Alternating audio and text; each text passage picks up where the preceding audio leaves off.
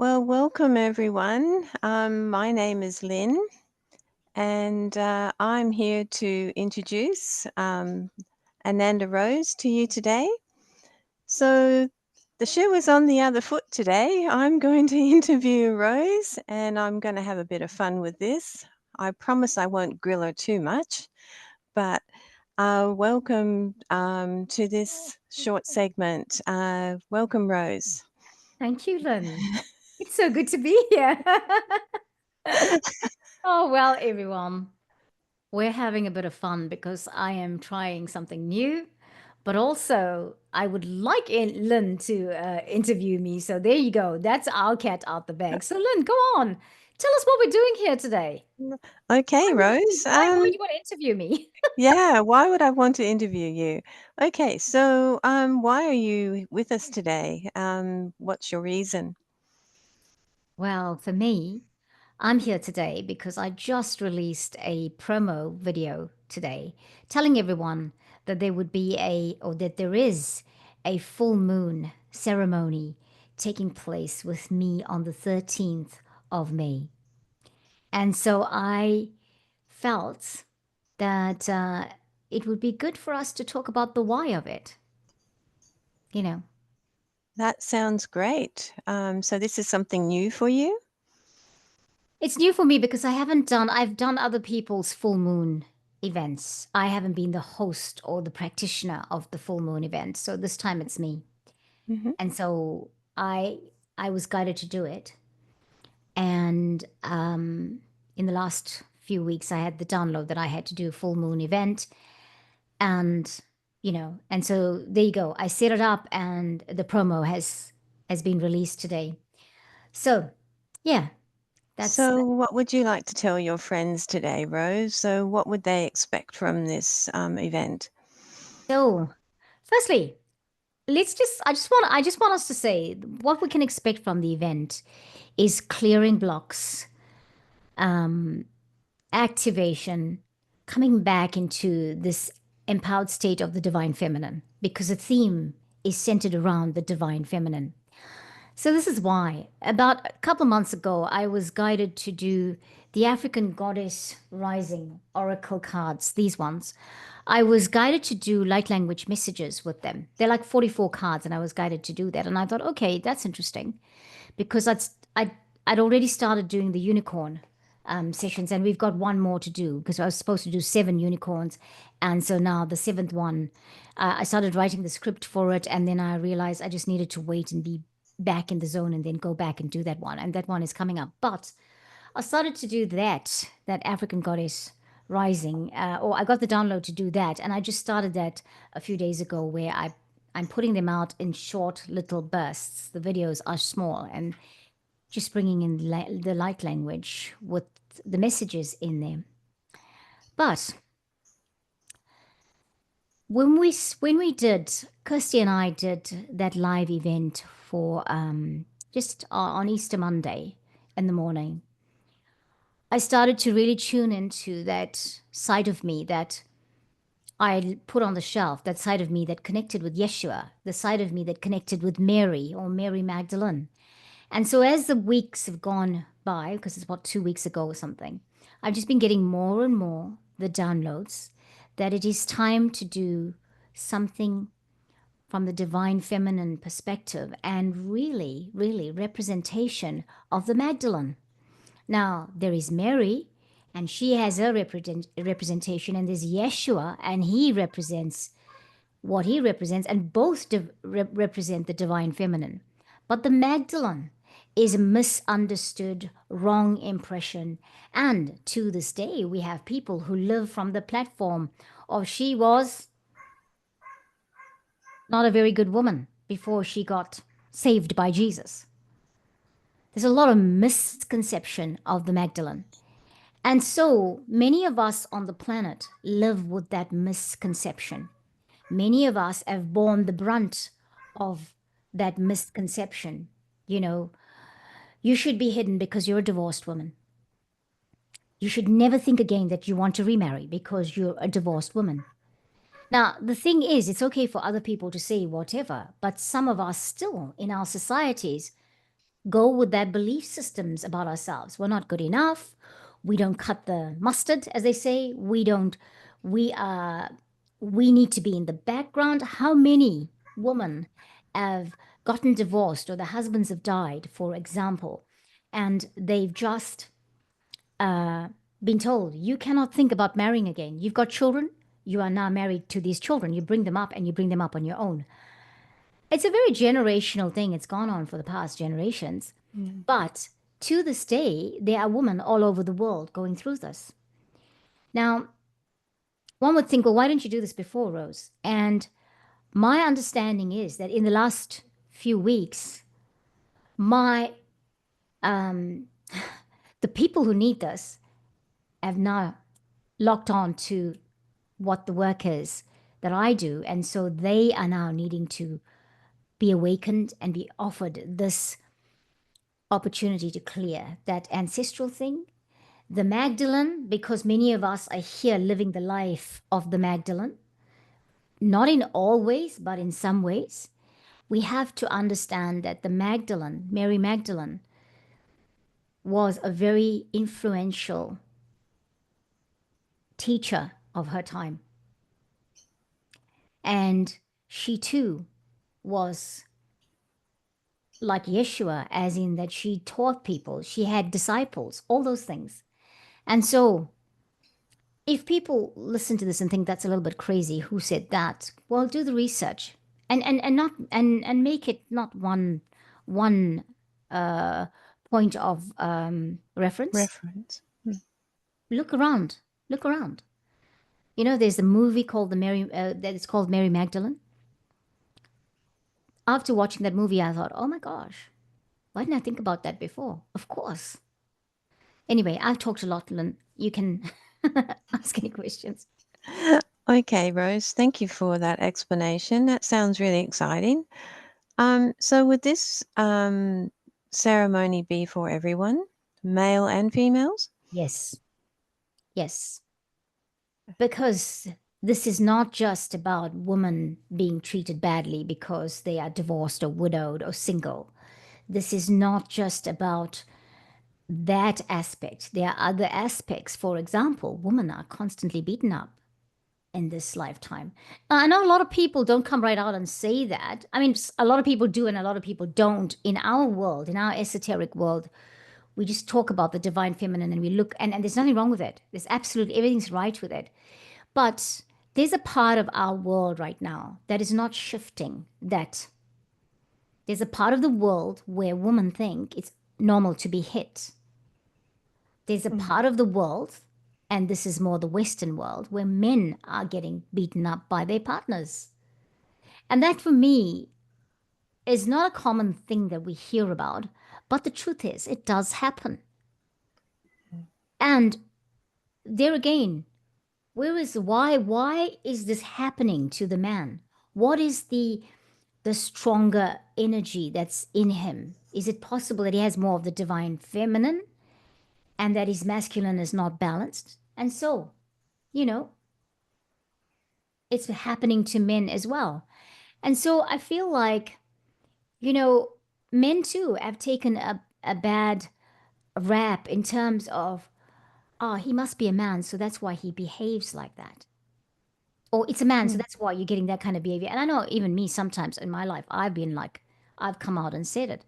But perhaps we need to see that it's not the individual, but it's that representation of what he's been taught or what he's been programmed about or how he knows to live. And then that's no excuse for men because they, you know, you can only blame your ancestry and your parents for the way they brought you up until a certain time.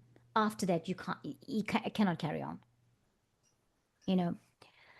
So I feel like it's for anyone.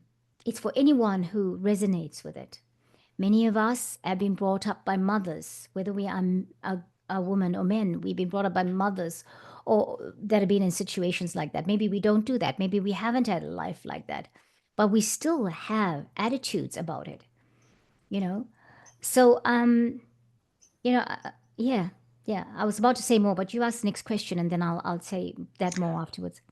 Um, Well, I can't think of any questions that are coming to mind, Rose, but I think that's a very good explanation of the type of energies that you'll be clearing. Um, and of course, I would suspect that one ceremony is not going to do everything for everybody, is it? But this is a good place to start. Yes. Uh, So will you offer any kind of other follow up to this to continue on with the clearing process? Because if it is generational, I know from my own experience of clearing my own shadows and doing that shadow work, one swoop doesn't do it all. You do have to work at it, and if you're new at doing this, this would be a good place to start. Yes. Yeah, yeah, definitely. I agree. And I also believe that one session of energy healing doesn't clear it. In fact, sometimes Mm, one session of energy healing lifts the layer of it. And so, we that's why we need to go back and do mm, something, the next thing, because then now we're seeing something that we didn't see before. So I have had guidance to do this probably for the next maybe 6 months, maybe. mm, And I say maybe because I don't get, whenever I've gotten guidance and I think it's very long, I've managed to go to the length of time, but I know also that things change suddenly. And so I'm just going to safely say six, because I went and looked at all the full moons coming up until November. And I think it goes until November. So it starts in here and it goes until November. And come November, that is likely to change. What I want to say about that is it's I I've never had a vision that I must do something on a full moon or the new moon. But obviously, when my guidance comes in for me to do that, I will do that. A couple of weeks ago, I was speaking to a lovely lady that looked at my numerology. And I mean, I knew this already, but she sort of just came in and she confirmed it. And over the years, I have had arguments with my well, not arguments. I've had one-way arguments with my guides about why the heck that is. And she'd looked at my numerology and she was telling me about different things about myself. And she said, Rose, the things you've been going through your whole life, the things you've been going through is that you have to bring out that because there's a certain collective that needs that are experiencing that. They're not talking about that. And you're the broadcaster to say, hey, this is what's happened. This is my experience. And I want to say that that experience was not okay because I know how this feels. This is how it felt. And now that we know how it felt, what are we going to do about it? Now I feel like I'm in a place where I know I understand enough about energy healing that I can bring something through that will bring through the clearing, the healing, the soothing that the divine feminine will bring in, that divine feminine, the energy of the Magdalene, understanding. We too have to change our attitudes about women who are divorced, about women who have more than one husband, about women that have had 10 husbands. Never mind all that. Don't worry about it because as long as it's not happening to you, that's okay. And if somebody is in that position, it's okay for them to be in that position. I mean, I look at my life and I think, and I've said it before, I probably said this to you a few times, Len. I've said it on the channel as well. I have met all the husbands of the past lives in this lifetime. Well, not all, I don't know how many lifetimes I've had, but all of the recent past. And what has happened is we've had to come and clear something here. mm. It's clearing the karma because we're moving into the fifth dimension. And some of us, like me, I believe I'm not returning to Earth. So I'm clearing my karma. Not only am I doing it for myself, but I'm doing it for my future generations and I'm doing it for anyone in the past. You know, I come from a family where we've got this history of, we've got an interesting history. I won't go into it now because this is not the time for it. And perhaps my family doesn't need to have their history blurted out to the whole world. But I come from a family that, inadvertently we had some stuff going on and it was like, hey, you've got to be ashamed of that. So you've got to be quiet about that. I am in a family where, I have people that shun me because, hey, I'm divorced, that sort of thing. And I have my own mother who does not approve of divorce because she's a Christian and that's okay. That's what she believes. But so often I have Christian friends that talk about, they see these things happening around them, and they talk about it like, that is just not, it's not okay for women to have more than one husband. Still, in this modern day and age, it's not okay for women to, um, be looking to date again because, they divorced and oh no, that's just not allowed. But what generation do we live in? And also, I think it's okay to have your opinion, but when you start treating people badly because of it, that's not okay. That's really bad. And so really bad. I better not say that because like I'm pissing people off. But I mean, I think it's really, really a negative thing to do. It's not high Mm, vibrational. mm. And how do we do high vibrational, happy clappy, love God, praise and worship on this one side, and then you ridicule creation. You ridicule somebody who's a woman like you, and most of the time, in my experience of being in church, and this is not trashing the Christians, by the way, just that Mary Magdalene has been in our lives through Christianity. I've had times in my life when I've been in a church when I've been shunned, or women don't want to know me because, oh, they don't want to become friendly with me. I might steal their husband. I'm a divorced woman. When are we going to understand that this is not okay? What would Yeshua have said and done? What did he do? From all of the parables we are told about him, from all the experiences about his healings and things like that, he acknowledged people were in a bad space, but he let them follow. He let them learn. He let them teach. He didn't say, shun you. I don't really want to talk to you again because you are so bad, or because you have got a bad reputation. He didn't do that. But anyway, we digress. Sorry, I come back to this now. It's all right, Rose. I can see that it's hitting home for you, and that's why it's such an important ceremony to carry out, because this affects millions and millions of people, and I'm sure we've all been touched or had this happen to us in some shape or form, me Yeah. included. So I think it's very, very important work, and I commend you for that. Thank you. I don't have any more questions for you, so I'll just let you take the floor now, and you can finish off or whatever you want to say. Well, thank you for that, Lynn. Thank you so much. My pleasure. Thank you. I just want to say this.